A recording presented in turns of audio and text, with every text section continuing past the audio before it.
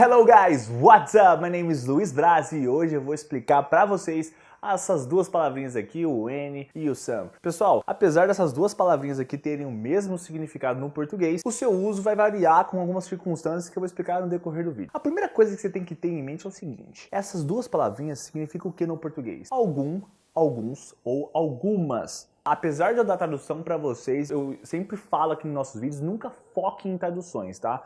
E simplesmente só para dar uma noção, um norte aí na hora de você aplicar no seu dia a dia. Outra coisa que vocês têm que ter em mente é o seguinte: o N e o some, ele vai dar uma ideia de não específico. Mas o que quer dizer isso? Não específico em relação ao quê? A quantidade. É uma certa quantidade de café, é uma certa quantidade de água e assim vai. E eu vou deixar aqui em cima aqui a estrutura, como é que funciona. É o N ou some mais um substantivo, porque a gente vai estar sempre trabalhando com substantivos depois do N ou some. Então vamos lá, eu vou dar alguns exemplos para vocês para ficar mais claro também. Outra coisa que você tem que ter em mente é o seguinte: o some nós utilizamos para frases positivas e o N para frases negativas. Perguntas vão entrar os dois e eu vou explicar também com mais detalhes. Então vamos lá. Se eu quiser falar, por exemplo, que eu tenho algum dinheiro, como é que ficaria? I have some money. I have some money. Percebam aqui que a tradução literal não faz muito sentido, porque a gente fala eu tenho algum dinheiro. A gente não fala assim. Mas a ideia é que eu tenho uma certa quantidade de dinheiro. Agora, se eu quiser falar que eu não tenho dinheiro, como é que ficaria? I don't have any money. Percebam que aqui eu só simplesmente mudei o N com some porque eu estou fazendo a frase negativa, apesar das duas palavras terem o mesmo significado. Beleza? Agora, por exemplo, se eu quiser falar que tem alguns livros no cima da mesa, como é que faria? There are some books on the table. There are some books on the table. Alguns livros. Perceba mais uma vez que a quantidade não é relevante nesse contexto, e sim que tem uma quantidade X de livros em cima da mesa. Agora, se eu quiser falar essa mesma frase negativa, como é que faria? There aren't any books on the table. There aren't any books on the table. É a mesma coisa, porém com situações diferentes, no caso a negativa. Beleza? Agora, em perguntas, pessoal, a gente usa o some quando a gente está oferecendo alguma coisa para alguém ou pedindo por alguma coisa para alguém também.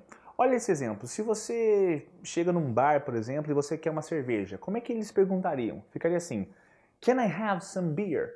Can I have some beer? Percebam que eu não estou especificando a quantidade de cerveja, e sim que eu quero alguma quantidade de cerveja, uma certa quantidade.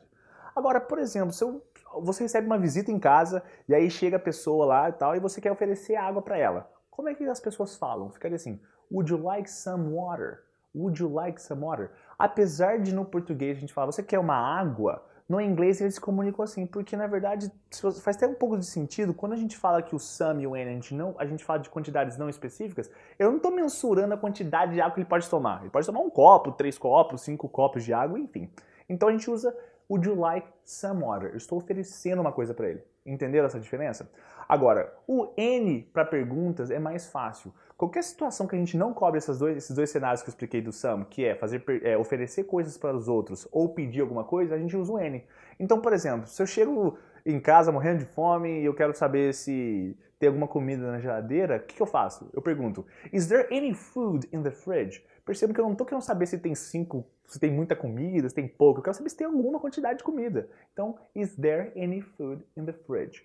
Entenderam a diferença? Então, basicamente, funciona dessas duas formas. O some apenas para oferecer e pedir alguma coisa, e o N para os demais exemplos. E para vocês que estão nos assistindo no YouTube, não se esqueça de se inscrever no nosso canal, nos seguir no Facebook e Instagram, e é claro, I'll see you in the next video.